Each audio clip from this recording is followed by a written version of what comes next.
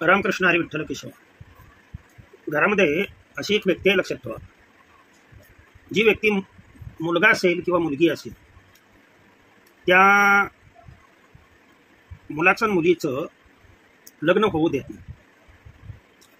आता लग्न का होऊ देत नाही हे मला तर न कळलेलं गणित आहे. एक म्हणजे महत्वाची गोष्ट, या स्वभावामुळं भगवंतानी पाठवलेल्या मुली, गोरगरिबांच्या मुली बऱ्याच स्थळाकडून नाकारल्या गेल्या.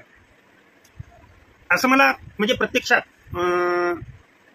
अनेक मुलींनी किंवा मुलीच्या आईवडिलांनी हे सांगितलं, सर आम्ही आमच्या आमच्या ठिकाणी गेलो होतो, परंतु आईच्या खूप इच्छा आहेत, मुलाच्या आईच्या खूप इच्छा आहेत,